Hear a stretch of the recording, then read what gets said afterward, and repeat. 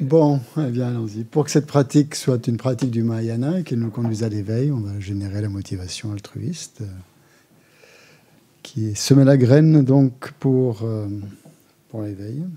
Et donc cette action qu'on va faire maintenant donc, amène à l'éveil le plus grand nombre d'êtres possible.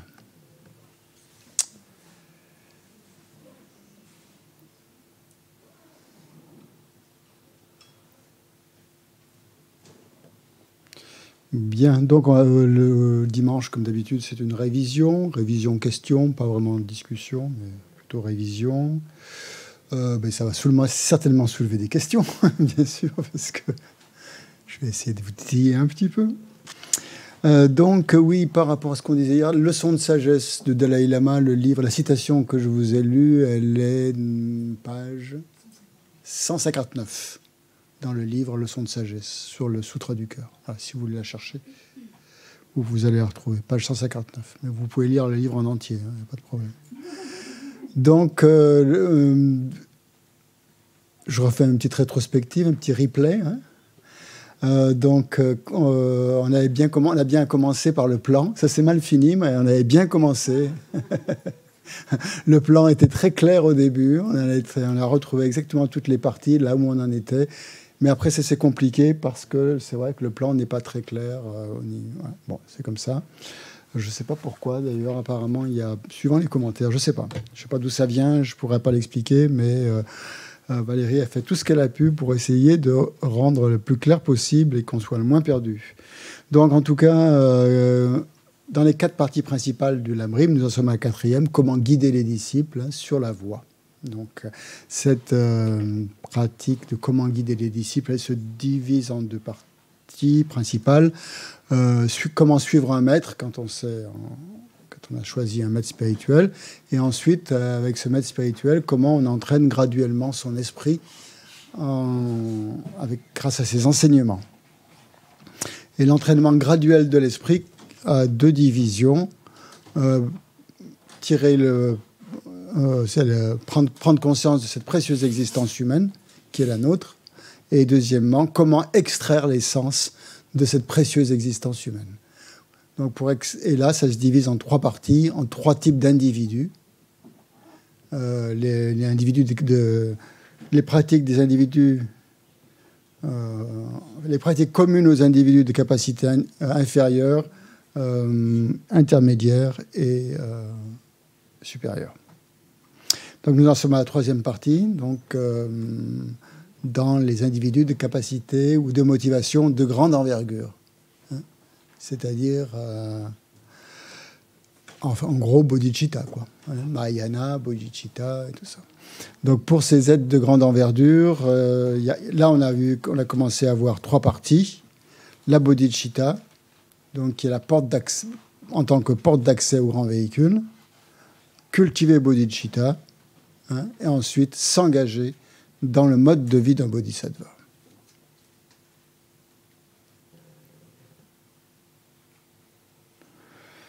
Voilà. Ça va? Bon. Alors, on a ça, les portes d'accès au grand véhicule, on l'avait déjà vu. Cultiver bodhicitta, on a vu les 2 méthodes. Et donc, on avait plutôt une méthode d'engagement maintenant. Comment s'engager dans le mode de vie d'un bodhisattva. Et la première question qu'on a posée, c'était pour quelle raison faut-il, après avoir développé bodhicitta, s'engager dans les activités d'un bodhisattva? On pourrait très bien cultiver bodhicitta et puis s'en contenter, être très bien, très heureux, parfait. On a un état d'esprit vertueux et tout va bien. On développe ces belles pensées de bodhicitta, mais c'est pas vraiment, c'est pas ça qui va nous mener à l'éveil, quoi. Voilà. Si on veut vraiment atteindre l'éveil, si tel est vraiment notre but, et c'est le but d'un pratiquant de grande envergure, donc, il n'est pas suffisant de développer un état d'esprit vertueux. Ça va très bien pour les pratiquants, pour les pratiques, vous savez, des pratiquants inférieurs, comme on dit, ou communes aux pratiquants inférieurs, c'est-à-dire les premières pratiques, qui, eux, qu'est-ce qu'ils souhaitent, eux? Ils souhaitent atteindre une renaissance, une bonne renaissance future. Donc, cultiver un état d'esprit vertueux, ça leur va très bien. Puisqu'au moment de la mort, c'est ça qui risque de les propulser dans la vie future, qui sera une bonne renaissance future. Donc, pour ces gens-là, c'est bien. Pour les deuxièmes, non plus, puisque eux, c'est la libération du samsara qu'ils veulent. Et pour les troisièmes, encore moins, puisque eux, c'est l'éveil. Donc, pour pouvoir atteindre l'éveil, il faut effectivement passer à l'acte. C'est bien beau de cultiver bodhicitta, mais aussi, dans un deuxième temps, il faut s'engager dans les pratiques d'un bodhisattva. Voilà. Et donc, je vous rappelle que c'est le titre du Bodhicharyavatara, en fait. Quand le Bodhicharyavatara, si on traduit son titre, c'est « Comment s'engager » ou « Engagement » ou « Entrer », je ne me souviens plus. Engagement dans la conduite ou dans le mode de vie. La conduite, c'est le mode de vie d'un bodhisattva. Donc, comment vit un bodhisattva qui a cultivé cet état d'esprit de bodhicitta? Donc, c'est très pratique, en fait. C'est pour ça que le guide, c'est un guide, en fait, le Bodhicharyavatara. C'est un guide de pratique qui nous montre quel est l'état d'esprit, mais aussi ce qu'on doit faire au quotidien. Donc, comment faire pour que sa vie soit en accord avec sa motivation. Donc, c'est pour ça qu'il y a eu toutes ces explications maintenant, qu'il va y avoir. L'entraînement aussi perfection va faire en sorte que notre vie soit en accord avec notre motivation de bodhicitta. Donc c'est très important. Donc après avoir développé la bodhicitta d'aspiration, il faut la mettre en pratique. C'est comme ça que ça fonctionne. Et il y avait une citation, je l'ai pas dans mon livre, je n'ai pas noté la citation, mais on a commencé à parler de ce petit... Je ne sais pas si vous connaissez ce livre, c'est de Kamalashila. Le Matsongkhapa le cite très, très souvent. Ça s'appelle « Les étapes de la méditation ». C'est en 3 volets. On ne dirait pas, c'est tout petit. Il y a 3 volets, 3 parties. Et je vous le conseille, parce que c'est les étapes de la méditation. C'est-à-dire comment cultiver bodhicitta, Shiné Laktong, tout ça. Bon, c'est pas d'une lecture facile, mais c'est très intéressant. Et tout ce qui est dit là-dedans, donc, c'est Sainte Dalai Lama puise énormément dans cet ouvrage. Kamalashila.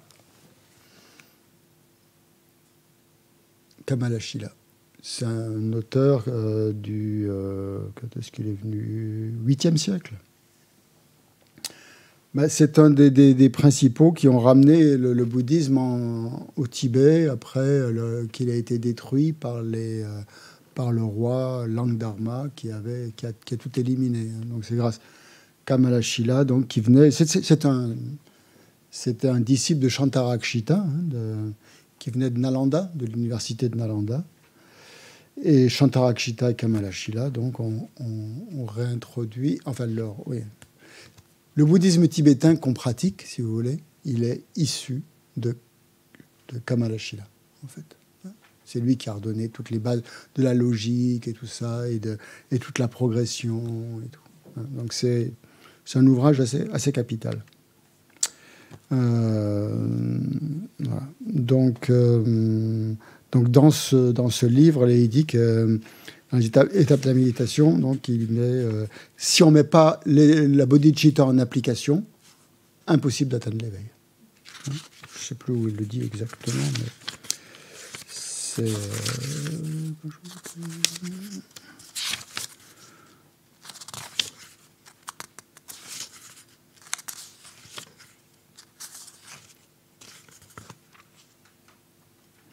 Dans ce livre aussi, il montre aussi très très bien qu'il faut absolument avoir la méthode et la sagesse pour pouvoir avancer sur la voie.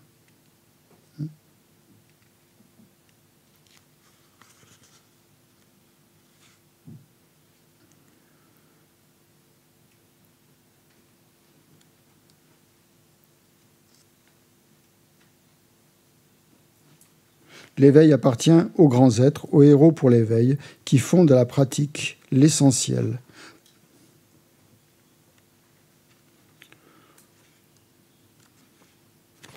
Bon, enfin bref, si c'est dans la collection de poche, si vous souhaitez vous le procurer. Donc ça, c'était le premier point. Donc pour quelles raisons donc faut-il, si on atteint l'éveil, c'est absolument nécessaire donc de s'engager dans les activités d'un bodhisattva. Ensuite, le deuxième point, c'est qu'il faut développer conjointement la méthode et la sagesse. On ne peut pas faire l'économie de l'un des deux. Donc le point ici, donc, c'est que pour parvenir au but, qui est l'éveil, il faut avoir une pratique qui combine obligatoirement ces deux choses, la méthode et la sagesse. Et donc, ce qui est intéressant, je crois qu'il a mis l'accent là-dessus, c'est que c'est important d'avoir une pratique, de suivre une voie sans erreur et complète. Une voie sans erreur et une voie complète. Donc, c'est les deux points dont il faut être conscient. Parce qu'il dit que si on suit une voie erronée, on aura beau faire tous les efforts que l'on voudra, on n'arrivera jamais au but. C'est l'exemple, et l'exemple, c'est la corne de vache qui ne donnera jamais du lait. Vous aurez beau la traire dans tous les sens, ça ne donnera jamais de lait, malgré tous vos espoirs. Donc, il faut que la voie soit correcte. Et c'est pour ça qu'on met beaucoup l'accent, justement, sur tous ces enseignements, pour être sûr qu'on pratique une voie correcte. On ne va pas pratiquer une voie erronée, on perdra son temps, complètement. Et qui est tous les éléments dans cette voie correcte. Donc, méthode et sagesse comprennent tous les éléments pour pouvoir arriver au terme. Et il est dit aussi dans ce texte qu'on ne peut pas avoir une bonne récolte si on n'a pas tout réuni, si les conditions nécessaires sont absentes. On aura beau avoir peut-être une bonne graine, mais si parallèlement on n'a pas toutes les conditions nécessaires, ça ne marchera pas. Donc ça, c'était l'accent est mis donc justement là-dessus sur la combinaison de la pratique de la méthode et de la sagesse qui permet d'atteindre la réalisation finale. On a parlé aussi de la bodhicitta conventionnelle et ultime, qui était... donc on a divisé aussi aspiration et engagement, donc on est plutôt maintenant dans la pratique d'engagement. Et dans la pratique, maintenant, on a parlé donc de la bodhicitta conventionnelle et la bodhicitta ultime. Donc la pratique de la méthode, bon, on dit la méthode... on a pris cette habitude, mais on devrait dire des méthodes, en fait. On parle des moyens habiles et tout ça. Donc, en fait, on englobe toutes les méthodes, disons, dans la méthode, si vous voulez. Mais en fait, c'est d'innombrables méthodes qui nous sont proposées, qui nous sont données. Il y en a un nombre incroyable. Et toutes ces méthodes, en fait, font partie de la bodhicitta conventionnelle. Par exemple, la pratique de la générosité et les autres font partie donc, de la pratique de la méthode. Donc ensuite, on a parlé des conceptions erronées, mais brièvement. Là, on aurait pu s'étendre beaucoup plus longtemps. Geshe n'a pas souhaité le faire, et ce n'était pas le propos. Vous pourrez lire tout ça dans le commentaire de sa sainteté. Pourquoi quelles sont les méthodes erronées, tous les contradicteurs, justement, de Kamalashila. Bon, pour vous faire un petit peu d'histoire, c'est anecdotique, Kamalashila et Ashang, en fait, ont débattu lors du débat de Samye, au 8e siècle. Il y a eu le grand débat de Samye entre Ashang et Kamalashila. Et c'est Kamalashila qui a gagné. D'après ce qu'on dit, j'étais pas. Il y en a qui disent que non, que ça a été truqué. On entend toutes sortes de choses. Pour les Tibétains, en majorité, on va dire, dans la voie tibétaine, et ça défense aussi cette perspective, donc il n'y a pas de doute là-dessus, c'est Kamalashila. qui a gagné dans ce débat. Et donc, c'est le bouddhisme indien qui s'est développé au Tibet. Si Ashang avait gagné, ça aurait été le bouddhisme Chang, Zen, autrement dit, le Chang, hein, Chan, on l'appelle Chan, pardon, pas Chang, qui aurait triomphé. Donc c'était un combat entre un Indien et un Chinois, si vous voulez, entre le bouddhisme indien et le bouddhisme chinois. Donc le bouddhisme indien s'est fortement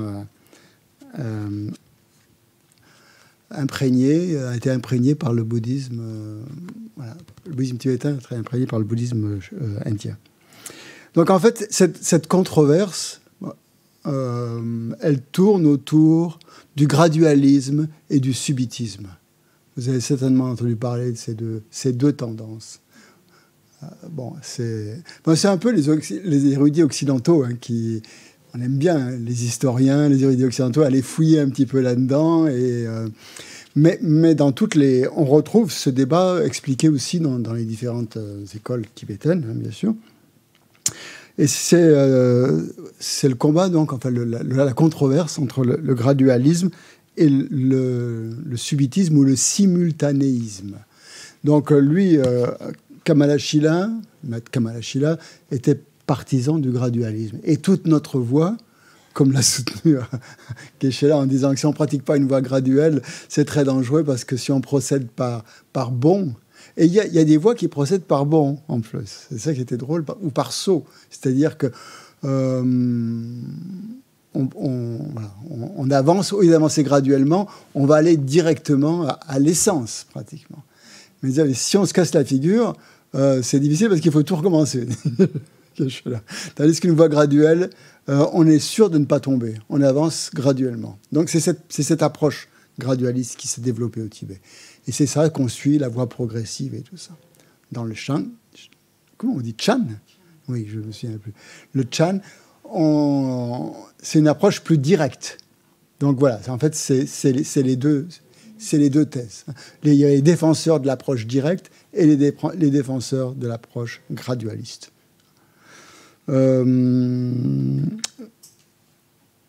Alors, Ashang, lui, sa théorie, sa thèse, c'était que, en fait, les conceptions mentales sont à bannir. Les pensées, c'est pas bon. Les pensées, on accède à la vacuité en restant dans un état sans concept, dans un état complètement dénué de pensée. L'autre méthode, c'est justement qu'il faut cultiver les pensées positives pour affiner constamment son esprit. Et pour réaliser la vacuité, il faut développer son discernement. Il faut aiguiser sa sagesse. Si vous restez dans un état sans pensée, il ne va rien se passer, quoi. Vous allez rester comme ça et vous pouvez rester des lustres, hein, des années, des siècles comme ça. Ils disent même qu'à ce moment-là, il n'y a pas de différence entre un pratiquant sans pensée et une vache dans un pré, quoi, si vous voulez. C'est un peu ça que disent les autres. Hein. Si vous voulez. Ça ne sert à rien, quoi. Vous pouvez rester comme ça dans le sans pensée et au bout du compte, qu'est-ce que vous aurez? Peut-être pas grand-chose. Et donc, Ashang dit qu'en fait, donc, toutes les pensées sont pas... Il ne faut pas s'en occuper, quoi. Il ne faut pas s'en penser. Il ne faut pas s'en occuper. Et les exemples qu'il donne, c'est par exemple que si un chien vous mord, que le chien soit noir ou blanc, c'est pas important. Donc pour lui, que les pensées soient vertueuses ou non vertueuses, c'est pas grave. Hein, c'est pas important. Donc c'est limite comme théorie, parce qu'on peut dire, mais en fait, il n'y a plus de karma à ce moment-là. On est... hein. Et donc, c'est pratiquement nier la vue de la vacuité ou la vue du milieu, justement, où on est, ou la vue même de l'interdépendance, où on reste quand même très attentif à ne pas nier la loi du karma. Donc, c'est pour ça que c'est une vue qui a été jugée assez dangereuse et qui a été réfutée par de nombreux maîtres. En tout cas, dans le bouddhisme tibétain, en général, et encore plus dans la tradition Gelugpa. Ça a été réfuté. Donc, cette vue où il le faut. Qu'est-ce qu'il dit aussi que, en fait, c'est comme si le ciel est obscurci par des nuages, hein, que les nuages soient blancs ou noirs, il est obscurci. Voilà le genre d'exemple qu'il donne. Si votre esprit est obscurci par des voiles, que ce soit des voiles vertueux ou des voiles non vertueux, pour eux, c'est pareil. Donc, qu'est-ce qu'il faut faire? Il faut rester dans un état où il n'y a pas de pensée. Et là, ça devrait se dégager, quoi. Ça devrait, voilà. Donc, alors en plus de ça, même toutes les pratiques, ça c'était le premier aspect. L'autre aspect, c'est que toutes les pratiques de la méthode, finalement, elles servent à rien. C'est pour les idiots, quoi, si vous voulez. La générosité, tout ça, bon, c'est pour les gens qui sont pas très intelligents, dit Achang, hein, dans cette ou les contradicteurs. Et il faut tout de suite aller à l'ultime, cultiver la sagesse. Et quand vous avez cultivé cette sagesse, vous n'avez pas besoin de vous occuper des pratiques inférieures. Et l'exemple qui est donné ici, c'est comme un roi qui abandonnerait son titre de roi pour devenir ministre, en quelque sorte. Ça serait idiot, quoi. Et alors qu'il est roi, il deviendrait ministre. Donc si on a une compréhension... Il faut déjà tout de suite viser cette compréhension de la vacuité et ne pas trop s'occuper des pratiques jugées inférieures. Hein. Voilà. Pour eux, donc, les pratiques de la générosité, de la moralité sont destinées aux personnes peu douées. Peu douées, qui n'ont pas la capacité de pratiquer cet état non conceptuel. Donc, Achang, c'est la défense de la non-conceptualité. En tant que pratique. Hein, en tant que pratique. C'est-à-dire, qu'est-ce qu'on pratique? On pratique la non-conceptualité, le sans-pensée. Bien sûr, quand on réalise la vacuité en niveau, il n'y a plus de concept. Quand on réalise directement la vacuité, on la réalise directement, effectivement. Mais pas au niveau de la voix quand on s'entraîne. Au contraire, on utilise des raisonnements, on les affûte, on affûte sa sagesse, et il y a toute une progression comme ça, jusqu'à ce qu'on réalise directement la vacuité. Mais la réalisation directe de la vacuité, c'est sûr qu'elle est non conceptuelle.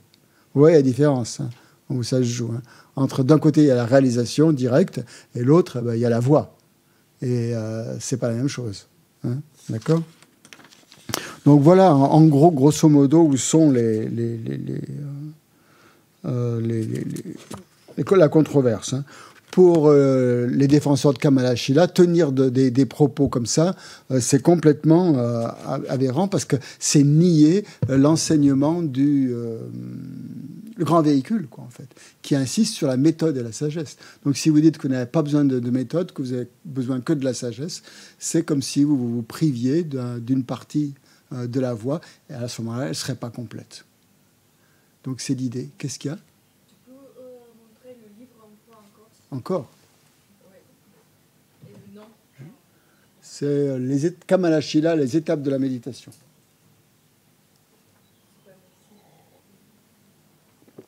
C'est bon? Oui. Voilà.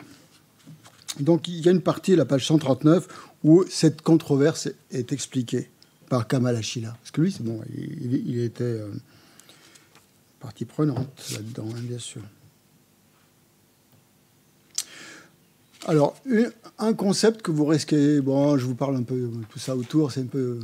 Je vous donne ça pour vous donner un peu le contexte général, pourquoi on parle on insiste tellement sur la méthode et la sagesse, hein, parce que ça a été un petit peu contredit au Tibet, et Tsongkhapa, bien sûr, c'est un défenseur de cette méthode gradualiste où, comme Shantideva, enfin qui explique vraiment si on pratique pas ça, on n'atteindrait pas l'éveil, quoi. On va pratiquer qu'un aspect, mais il faut vraiment réunir les deux. Donc ça, c'est très très très très important. Donc parce qu'il y a comment dire, une pratique qui est une pratique qui s'appelle en tibétain, c'est difficile à traduire. Comment c'est? Yelamichepa. Yelamichepa, ça veut dire mot à mot absence d'engagement mental. Et c'est cette méthode en fait que Achang essaie de développer, une méthode où on n'engage jamais l'esprit. On laisse toujours l'esprit libre. Donc ça a fait beaucoup d'adeptes, cette méthode. Notamment, on va dire, le Dzogchen, c'est pas ça. Le Mahamudra non plus. Certains ont dit que c'était la pratique du Mahamudra ou la pratique du Dzogchen qui consistait justement à rester dans cet état-là sans penser. Mais le Dalai Lama dit que c'est absolument pas ça. Il en parle, vous allez dire dans le commentaire, justement, il dit dans la tradition de Dzogchen, on trouve cette phrase demeurer dans l'espace non conceptuel. Et ça signifie que maintenir uniquement cet état non conceptuel ne suffit pas et qu'il faut être capable d'accéder à la nature dépouillée de l'esprit. Mais c'est une pratique extrêmement avancée. Le Dzogchen, c'est la grande perfection. Quand vous avez réalisé Shiné, Lactong, tout ça, vous êtes à un niveau extrêmement élevé, vous avez sûrement la vision directe de la vacuité. À ce moment-là, parfait. Vous pouvez rester dans la nudité de l'esprit, sans le moindre concept. Et c'est ça que vise le Dzogchen. Mais pas simplement de rester dans un état comme ça, sans rien faire. C'est ça que critique Kamala Shila. C'est-à-dire dans une non-pensée où la méditation n'aurait pas d'objet. Ça voudrait dire qu'on reste comme ça. On ne prend aucun objet. Et c'est contraire justement à nos pratiques ici, où toujours nos maîtres qui insistent sur le fait que l'on prenne un objet de méditation, pour ne pas justement cultiver cette tendance à laisser l'esprit divaguer. Parce qu'à l'autre niveau, qu'est-ce qui se passe si on reste comme ça, les pensées, on va somnoler, quoi. On va être dans un état où on somnole, quoi. Et c'est ça, hein.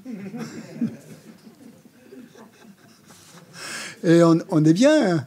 On est très bien dans cet état, mais ça avance pas beaucoup, quoi. D'accord ? Donc c'est pour ça qu'on apprend à cultiver justement le Shiné, à vraiment se concentrer sur un objet. D'accord ? Et voilà. Donc la Tsongkhapa a aussi beaucoup insisté sur ce point, de toujours prendre un objet de concentration. Bien sûr qu'à un certain niveau, on dépasse ça. On atteint un niveau de non-dualité, il n'y a pas de sujet, pas d'objet. Mais en tant que débutant, c'est pas la méthode, quoi. Donc voilà, quand on parle de méthode correcte et de méthode complète, en dessous, c'est à ça que ça fait référence. Donc c'est un peu un camouflet pour les contradicteurs de Kamala Shila en leur disant, voilà, on peut... Donc, là-dedans, justement, il y a des choses très intéressantes et ils expliquent pourquoi, quelles sont les raisons pour lesquelles ces méthodes sont dangereuses, si vous voulez. Et une des méthodes, c'est que quand on pratique quelque chose, cette pratique est la cause de quelque chose. Donc, si vous restez dans la non-pensée, cette non-pensée qui est une absence de pensée ou d'élimination, comment est-ce qu'une absence pourrait être la cause de l'éveil ? Donc c'est assez bien développé, je trouve.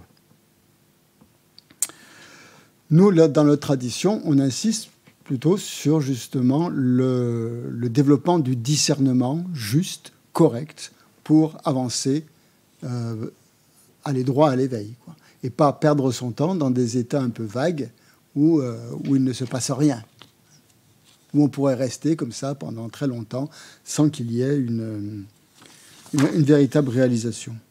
Et Tsongkhapa donc a été un grand défenseur justement de cette méthode d'affûter, c'était Manjushri, la Tsongkhapa, donc affûter la sagesse et le discernement pour ne pas justement cultiver des idées fausses. Voilà, donc c'était cette partie justement qui concernait en s'entraînant exclusivement soit la sagesse, soit la méthode, on ne parviendra pas à la réalisation de l'éveil. Il faut conjointement appliquer les deux. Et ne pas simplement donc rester dans un état non conceptuel en pensant qu'on est dans la vacuité, quoi. Ensuite, on passe aux étapes de l'entraînement dans les activités d'un bodhisattva dans le cadre du Mahayana en général. Alors ça, il y a eu des allers-retours dans le... donc on a vu la raison de cultiver les pratiques. J'ai mon écran qui...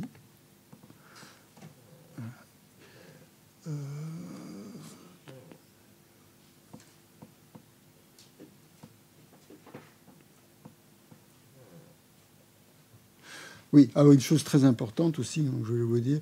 Donc, dans les étapes de l'entraînement au grand véhicule, c'est divisé en deux parties, sutra et tantra. On ne va pas traiter des tantras ici. Ça sera traité dans l'Amrim Chenmo qui va amener au tantra.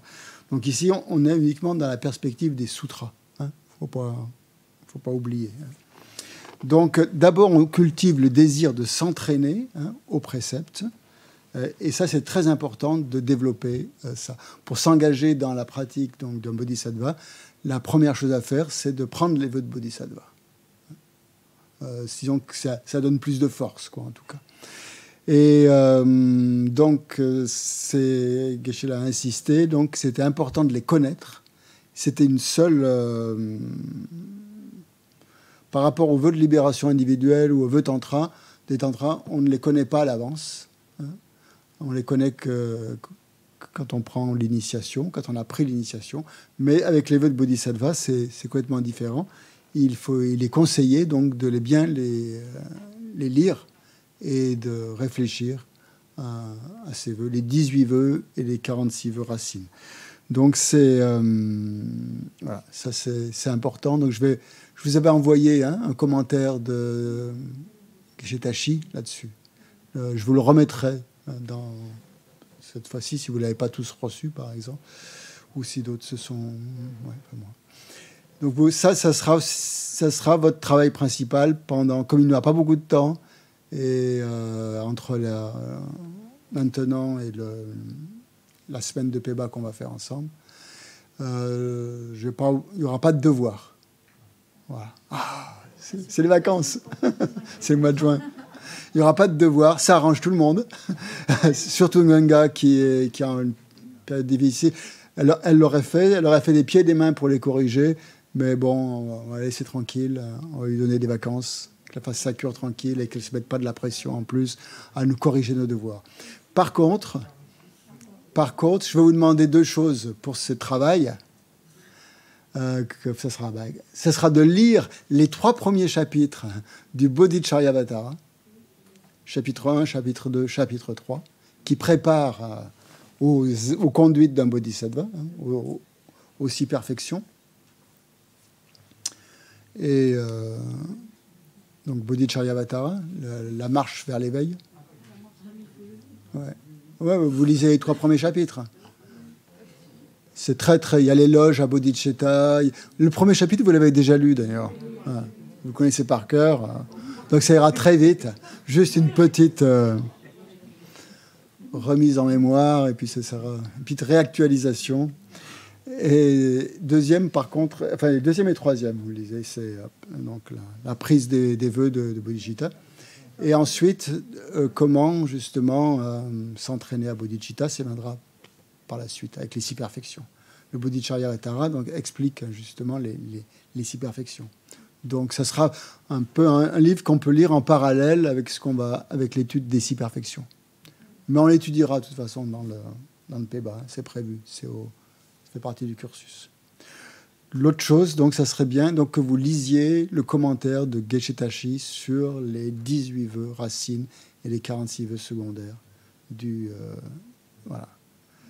Je ne sais pas si parmi vous, il y en a qui ont pris les vœux de Bodhisattva. Certains les ont peut-être pas, je ne sais pas. Donc, en tout cas, pour ceux qui ne les ont pas, c'est absolument indispensable de cultiver ce désir de les prendre, sans se précipiter, mais se familiariser déjà avec ce que c'est que les vœux de Bodhisattva, et qui reprennent en fait les 6 perfections, les vœux de Bodhisattva. Les 6 perfections sont incluses dans les vœux de Bodhisattva. Donc, ça permet vraiment d'allier l'aspiration et l'engagement. Donc,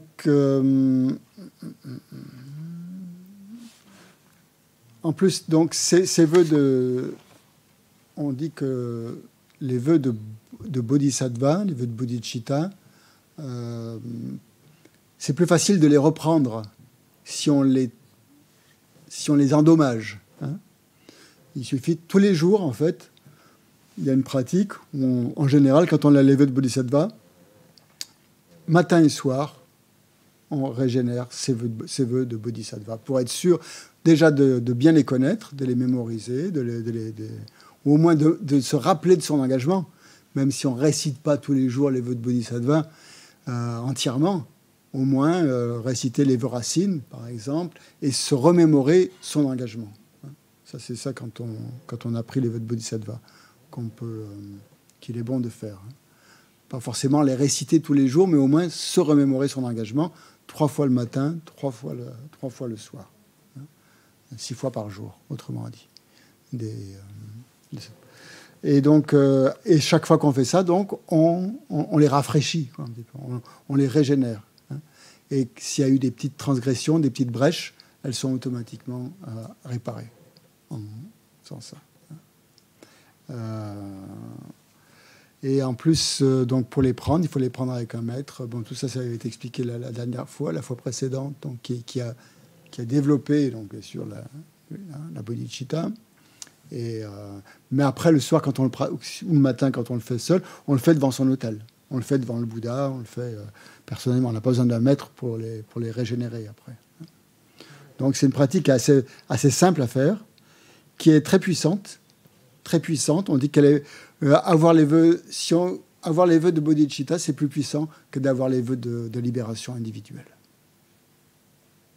Et que même un laïc qui aurait que les vœux de bodhisattva, sa pratique serait plus puissante qu'un moine qui aurait que les vœux de libération individuelle sans avoir les vœux de bodhisattva. Mais en général, les moines ont les 3 vœux, en général. Ou au moins les vœux de bodhisattva et les vœux de libération individuelle. Ça, les vœux de libération individuelle, ils les ont, de toute façon, d'emblée, en prenant les vœux. Donc les vœux de bodhisattva, c'est un niveau assez élevé et d'une puissance très forte, très puissant. Par rapport aux vœux de refuge, les vœux de refuge, on les prend pour uniquement 7 vies. Hein.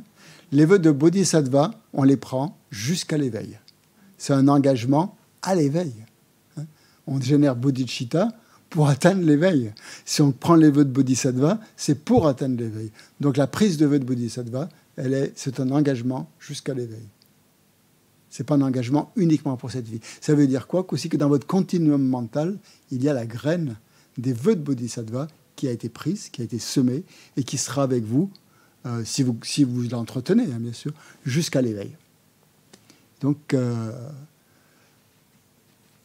peut-être que sûrement dans les vies antérieures, nous qui sommes là et sommes intéressés par la bodhicitta et les bodhisattvas, avons des graines, des vœux de bodhisattva, des vies antérieures, peut-être.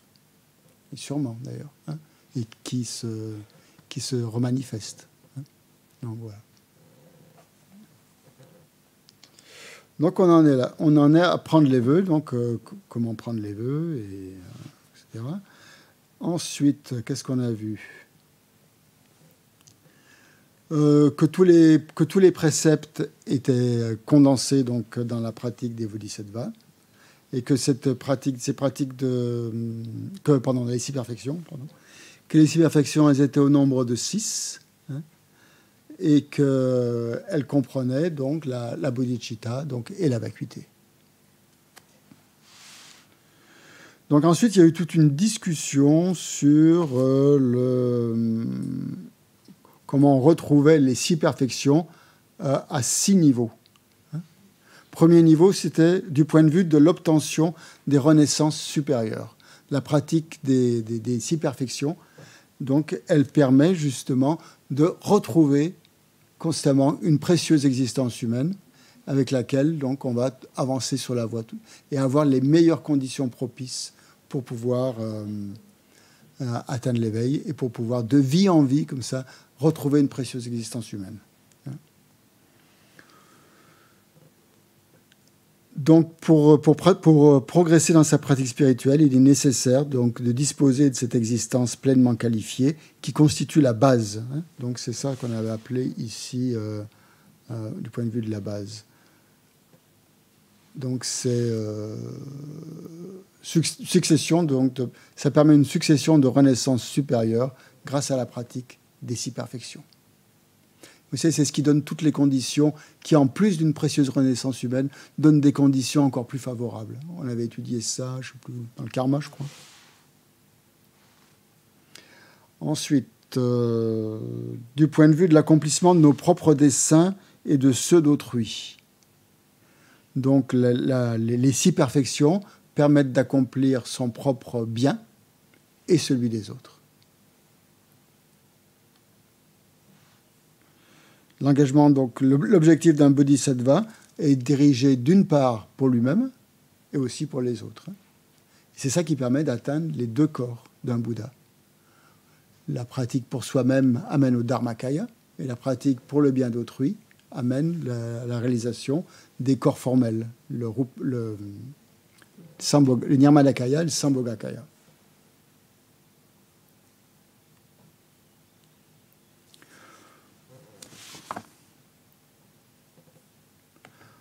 Donc ça, c'était les deux dessins qui étaient... donc pour le bien personnel, c'était les 2 dernières perfections, c'est-à-dire la concentration et la sagesse. Et pour le bien des autres, pour le bien d'autrui, c'était la pratique, donc le parachèvement des 3 premières perfections, la générosité, l'éthique et la patience. Et la persévérance, en fait, ça rentrait dans les 2. Hein, le parachèvement de la perfection de la persévérance concourait aux 2. Et donc, ces 2 choses permettaient d'obtenir les 2 accumulations. Accumulation de mérite et accumulation de sagesse. Ouais. Dans le livre de Sainte Sainteté, il y a un tableau qui est pas mal pour ça, qui insiste justement... Bon, la voie est divisée en 2 parties, méthode, sagesse. Hein. Donc, si on regarde côté méthode, donc on a quoi? Les mérites. Hein, l'accumulation de mérites fait partie de la méthode. Hein. On accumule l'accumulation de mérites. Par rapport aux 2 vérités, c'est la vérité relative, conventionnelle. Hein. Par rapport aux perfections, aux 6 perfections, c'est la générosité, l'éthique, la conduite éthique, et la patience et la persévérance. Les 4. Point de vue du résultat, c'est les corps de forme d'un Bouddha. Sambhogakaya et Nirmanakaya. Tout ça, c'est le côté, on va dire, méthode. C'est clair pour vous, ça? Méthode, mérite, conventionnel, 4 premières perfections et les 2 corps formels d'un Bouddha. Hein. Donc vous avez 5 choses. Non, mais je vous montre que les 6 perfections, en fait, permettent d'accomplir les deux desseins. Oui, ça arrive toujours. Oui. C'est une classification, en fait. Le tableau, c'est possible? Non, ça peut... Non. C'est pas nécessaire. Tu fais 2 colonnes. Hein. Oui. D'accord? Colonne méthode, colonne sagesse. C'est bien, oui, mais après, quand tu es tout seul... Bon. Mais il faudrait méditer, il faudrait réfléchir. Tu t'assois en méditation. Tu dis, alors, méthode, qu'est-ce qu'il y a dans la méthode? Hein? Quel est l'aspect... Il y a 2 aspects de la voie. C'est ça qu'il faut essayer dans la méditation. Ok, la voie a 2 aspects. Méthode, sagesse. Hein? Ok. Là, on parle de 2 accumulations. Mérite ou sagesse. D'accord? Mérite, sagesse, toujours. Ensuite, il y a 2 vérités. Vérité, je redis dans le même ordre, hein, conventionnelle, ultime. Okay. Ensuite, il y a 6 perfections. Ça se complique un peu. 4 pour la première. Non. 4 pour la première. Et 3 pour la deuxième. Ça fait 7. D'accord? Hein? 4 pour le côté méthode et 3 pour le côté sagesse. Hein? Ouais. Avec une commune. Avec la persévérance enthousiaste, oui, bien sûr. La persévérance est commune aux deux. 4 plus 2 égale 7. Voilà. Et ensuite, deux résultats, deux types de résultats, ou deux types de fruits, si vous voulez. Non, dans l'autre sens. Rupakaya et Dharmakaya. Corps de forme et esprit du Bouddha. Okay? C'est clair, ça? Non, il n'y a pas besoin d'un tableau. Ça va, tu peux partager en deux parties. Hein. Bon, ça va. Si j'avais un tableau, je l'aurais fait, mais je ne l'ai pas, malheureusement.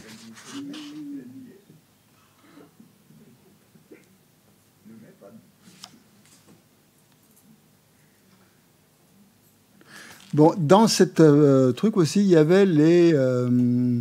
qu'est-ce qu'il y avait aussi les 3 entraînements. Montrer que les 6 perfections font partie des 3 entraînements. Vous arrivez, ça, à faire le tableau? Réfléchissez. Hein. Réfléchissez. Donc, les 3 entraînements, les 6 perfections entrent dans les 3 entraînements. Réfléchissez à voix basse, quand même. Ça. C'est quand même... Ben. Donc, les 3 entraînements, je vous rappelle, c'est éthique, concentration, sagesse. Vous pouvez le faire, le tableau, hein, sur votre cahier, si vous voulez. Hein?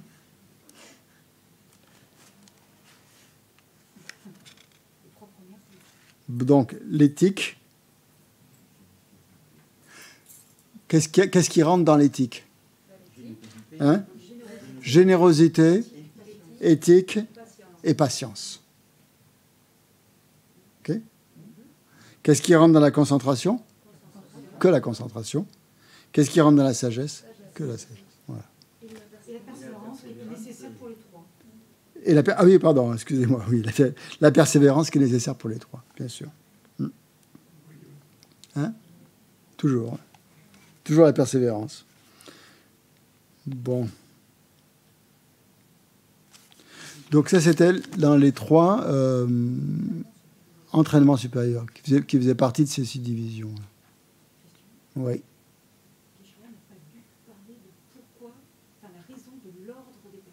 Non. Ah, la raison de l'ordre des perfections. C'est parce qu'on l'a vu un peu quand on a vu l'ensemble du Mahayana. Oui, c'est ça, oui. C'est quand, quand il a parlé de l'ensemble du Mahayana. Oui, c'est exactement ça. Pourquoi l'ordre des perfections est importante? Oui, oui, bien sûr. C'est vrai qu'il n'en a pas parlé du tout, ça. On peut le voir brièvement.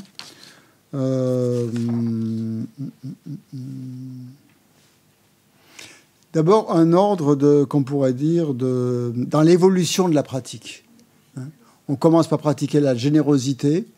Pourquoi? Hein? Ça ouvre le cœur, la générosité. Mais là, quand on a développé Bodhicitta, on a le cœur ouvert quand même. Hein? Ouais. Pour éliminer l'attachement. Bien. Exactement. Ah, ça c'est intéressant aussi. Éliminer l'attachement. Il y a un tableau là. J'ai vu qui est pas mal.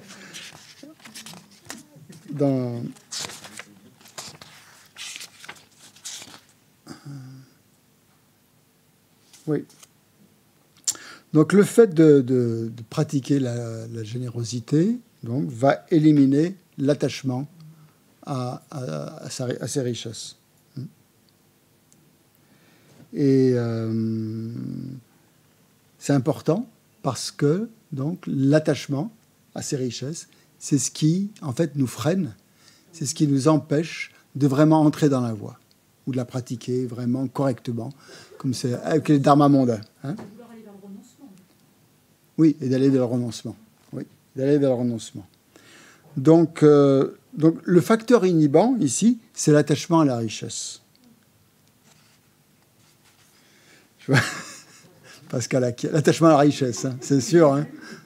Ensuite, donc, l'attachement à la famille, Ça aussi, ça empêche de s'engager sur la voie, par exemple, de se faire moine ou nonne, par exemple. L'attachement à la famille, donc c'est un facteur inhibant, ça empêche, ça freine dans l'investissement dans la voie. Et quelle est la perfection qui va éliminer ça? C'est l'éthique. Donc voilà l'ordre, hein. On est dans l'ordre là. Donc le premier, merci Yéché, parce que j'avais oublié cette histoire. Le premier, donc, élimine l'attachement, mais la générosité, donc l'attachement à la richesse, à ses biens personnels, qui est une manière assez grossière, disons. Ce sont des choses substantielles et on les élimine. Ensuite, l'éthique, la conduite éthique élimine l'attachement à la famille, qui est un peu plus difficile. Hein. Ensuite, le fait de la patience, hein, ça élimine en fait l'attachement un peu à soi-même, au sens où si quelqu'un, par exemple, a un mauvais comportement envers vous, eh bien, voilà, vous vous mettez en colère, par exemple. Ou quelqu'un vous manque de respect, vous allez vous mettre en colère. Hein, d'accord ? Donc la patience va éliminer cet attachement au respect, à la réputation, voilà, à ce genre de trucs un peu qui gênent. Hein. Et la colère, donc, c'est grave, parce que ça fait abandonner la voie aussi. Hein. Quand on est en colère, on crée des actes négatifs qui freinent. Qui crée finalement des non-vertus et du karma négatif.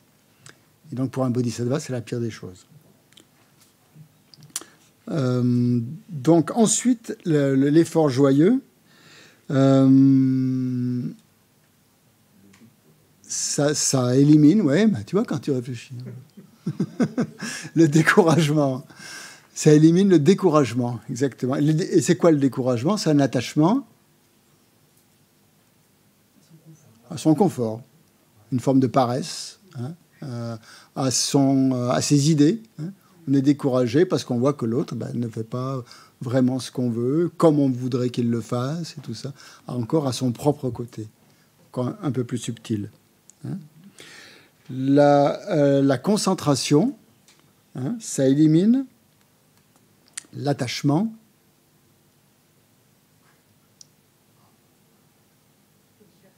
oui, à la distraction, au divertissement. Très bien. Subtil, grossier ou subtil.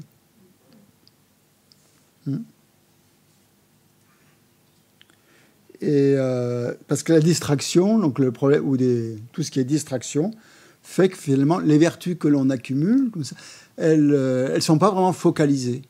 Elles risquent de partir un peu à volo comme ça, hein. Ou elles n'ont pas vraiment.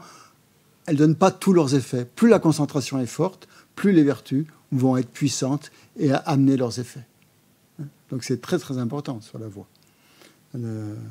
Ensuite, la sagesse, elle élimine l'attachement, oui, à nos vues fausses finalement. Hein. C'est-à-dire de croire que la réalité existe telle que nous la percevons. Hein. Et ça, c'est encore plus subtil. Oui, il y a une gradation dans le fait de se libérer chaque fois. Chaque perfection nous libère d'une forme d'attachement, de plus en plus subtile. Depuis les biens matériels jusqu'à l'attachement à ses propres vues erronées. On doit pouvoir faire le même travail, mais avec les... Prends le micro, parce que si tu parles longtemps, il vaut mieux prendre le micro. C'était court.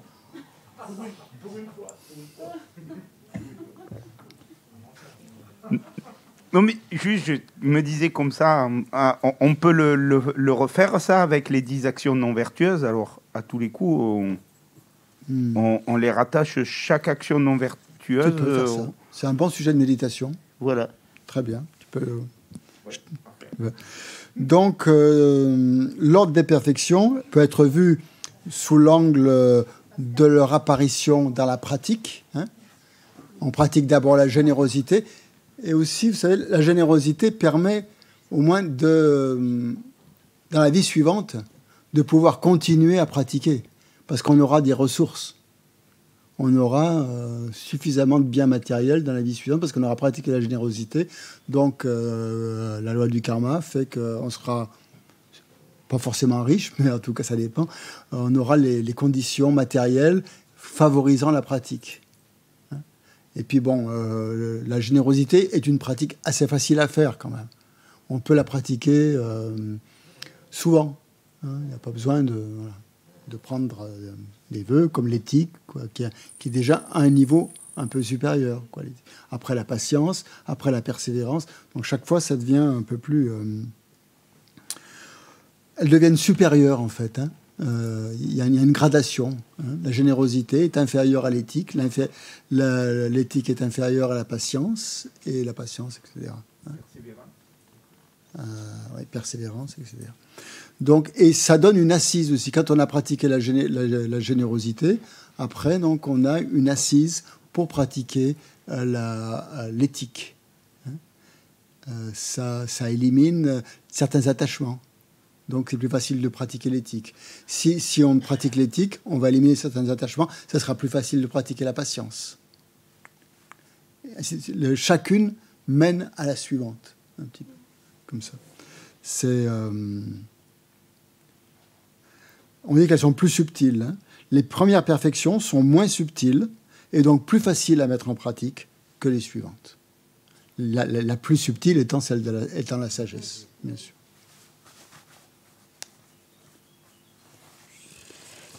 Christian, oui.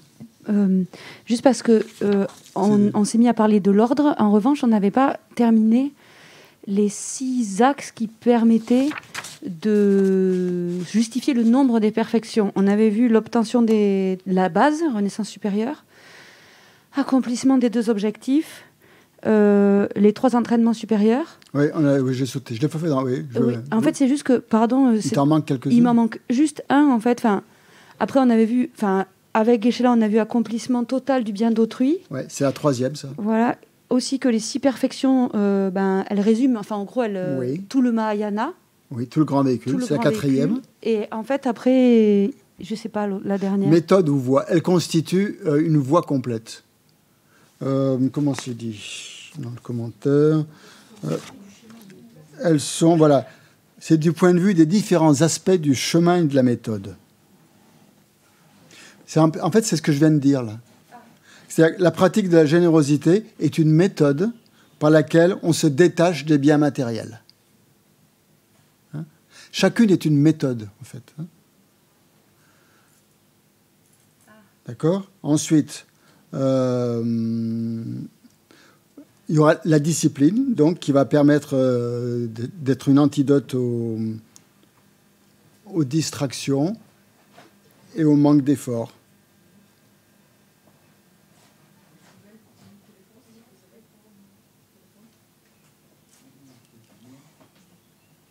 On retrouve en fait les différents aspects des perfections dans chacune des perfections.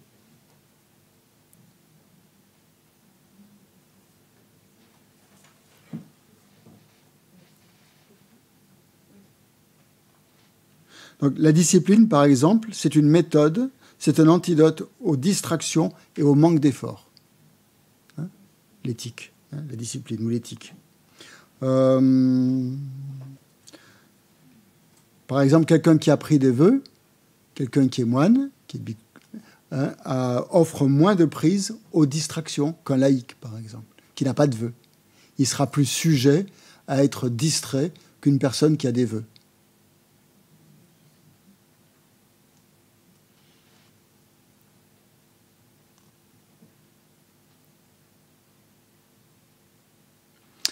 Ensuite, la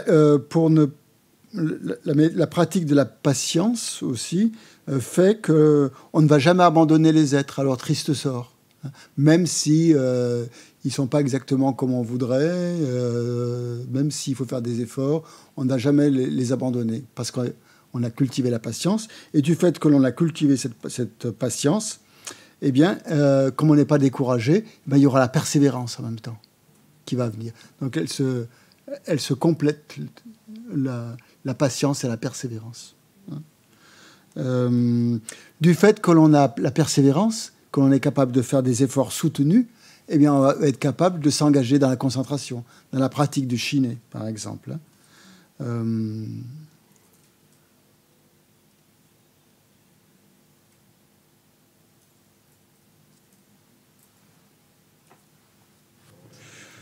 Voilà, donc c'est ça, en fait, c'est du point de vue du chemin et de la méthode. Et ensuite, c'était du point de vue des 3 entraînements supérieurs. Donc ça fait 6. Vous voulez que je vous les redise, les 6 ? Ou c'est bon ? Donc première, c'est du point de vue de l'obtention des renaissances supérieures. Deuxième, c'est du point de vue de l'accomplissement de nos propres desseins et de ceux d'autrui. Troisième, c'est du point de vue de l'accomplissement total du bien d'autrui. Toutes les perfections, donc, permettent justement d'accomplir totalement le bien d'autrui.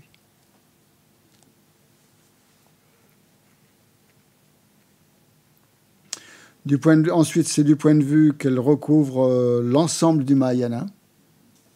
Ensuite, c'est du point de vue des différents aspects du chemin et de la méthode. Et ensuite, c'est du point de vue des 3 entraînements supérieurs. Voilà. Donc ensuite, on a parlé de la générosité. Donc on en est là. Je pense qu'il n'y a pas de problème là-dessus, sur la générosité. Donc on a commencé par la nature. Ensuite, on a vu les natures, c'est-à-dire, ça fait référence aux pratiquants. Non, pardon. C'est le deuxième point, ça. Ah oui, il y a eu un truc intéressant là, par rapport à la générosité, à la nature de la générosité. Il y a une différence entre la générosité et la perfection de la générosité. Vous vous souvenez, ça c'est clair ? Ça va ? Je vous le relis ou pas ? Générosité, donc c'est un acte mental. Ah oui, c'était bien parce qu'on a eu la définition complète. Hein. C'est un acte mental, c'est-à-dire la pensée de donner, qui est conjugué à un acte physique ou verbal. Il y a les 2 aspects, qui est motivé par cette pensée. Donc ça, c'est la générosité. Et la perfection de la générosité, c'est ça, mais en plus imprégné par la bodhicitta et par la compréhension que les 3 sphères sont vides d'existence en soi. Les 3 cercles. Je ne vois pas de cercle, mais vraiment.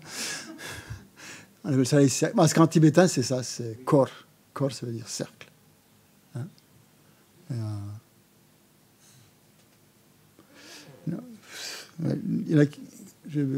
Les 3 pôles, on peut dire. Les 3 pôles. Le sujet, l'objet, l'action. Il y a 3 pôles. C'est un peu plus moderne. Oui, Delino.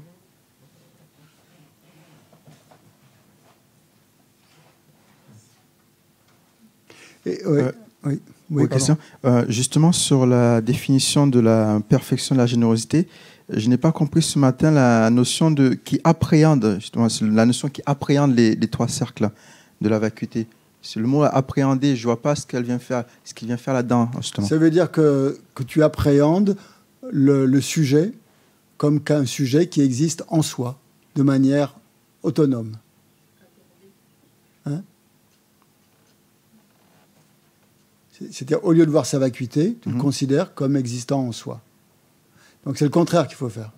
Il faut appréhender la vacuité de ces 3 sphères, qu'elles n'existent pas intrinsèquement. D'accord. De quoi ?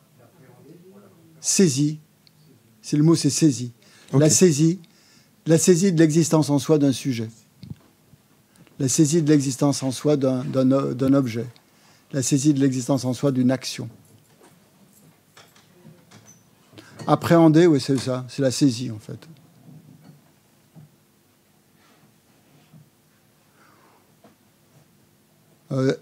Quand c'est dans le sens négatif, hein, d'accord ?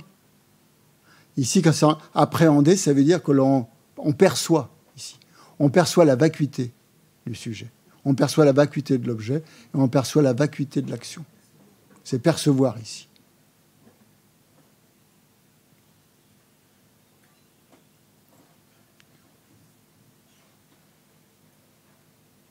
Autre chose ? Donc les subdivisions de la générosité, c'est soit en fonction du pratiquant, laïque ou ordonné, par rapport à la nature de ce qui est donné, le dharma, la protection ou les biens matériels.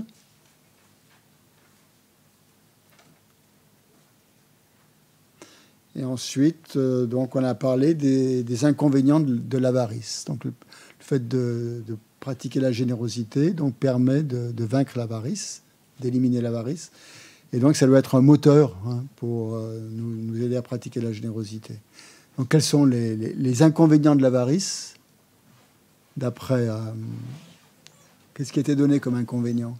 On ne les a pas tous vus, on en a vu un principal. Oui, tu prends parce qu'on accumule c'est bon.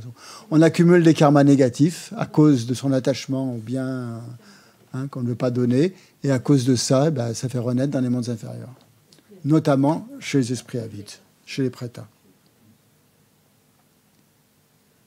Et donc c'était l'importance de pratiquer la générosité pour un bodhisattva, que ce soit de manière mentale, si on était un apprenti bodhisattva, ou de manière réelle, directe, si on était un vrai bodhisattva, qu'on pouvait donner son corps, ses biens et ses vertus des 3 temps.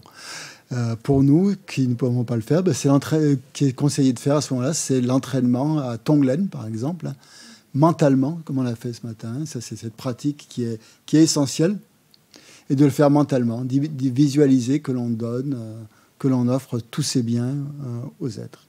Et on essaye de joindre ça à la compréhension de la vacuité, qu'il n'y a pas de possession, de rien qui m'appartienne en soi. Donc ça ne m'appartient pas déjà au niveau relatif, parce que puisque j'ai pris les vœux de Bodhisattva, j'ai dit que toutes ces choses-là, elles étaient destinées aux autres, ou que tout ce que je possède en fait vient des autres, donc ne m'appartient pas intrinsèquement. Et au niveau quel est ce moi à qui ça appartient? Où est-il, ce moi? Quels sont ces objets? Qu'est-ce qui fait? Ces objets n'ont pas d'essence, pas plus que le moi qui les donne, et pas plus que l'être ou la personne à qui on les donne. Donc c'est ça, la vacuité des 3 cercles.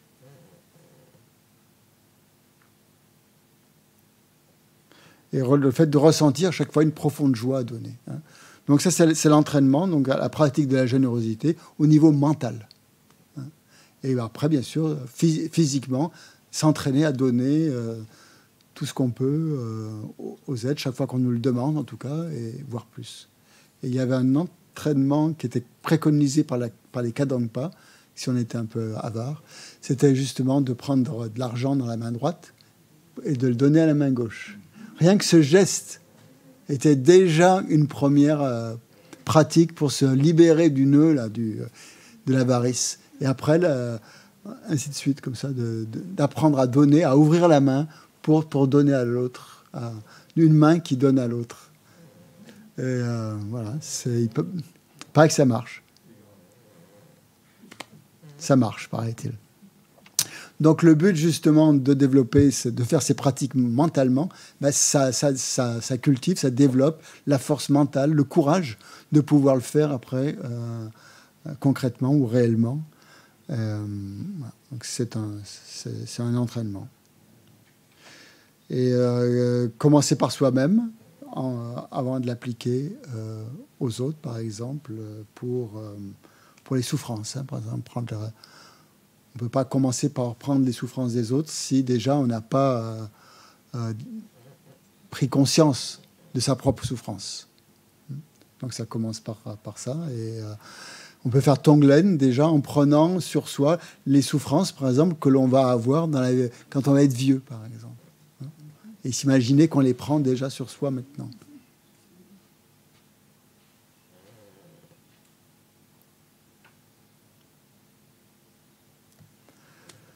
Donc voilà pour... Est-ce qu'il y a des questions?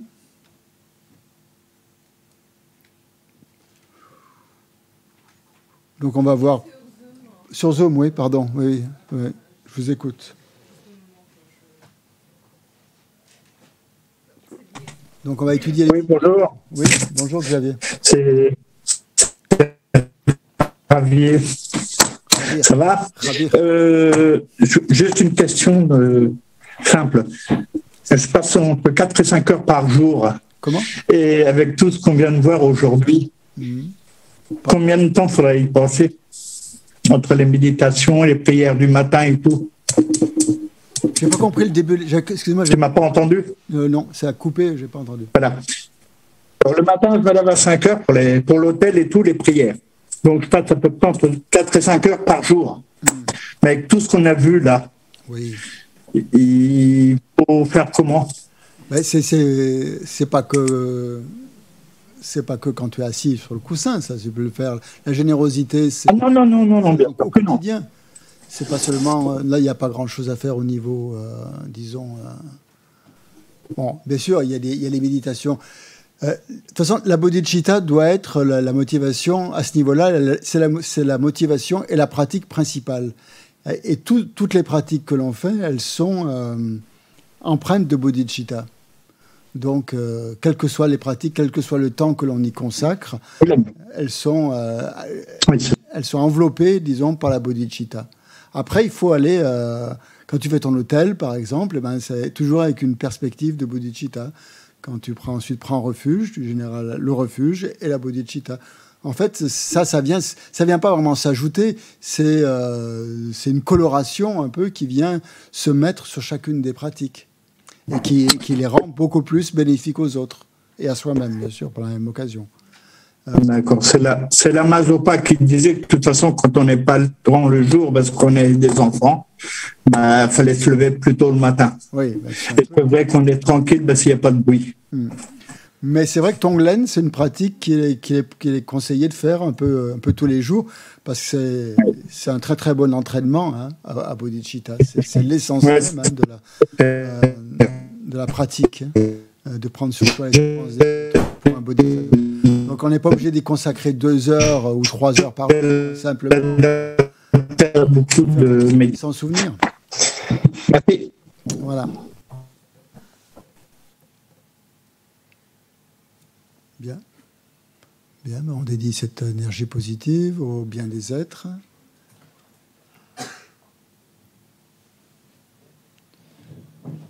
Donc, puisse notre esprit, notre potentiel d'éveil s'éveiller de plus en plus, se révéler de plus en plus, se dévoiler et nous amener le plus rapidement possible à cet état pour le bien de tous les êtres.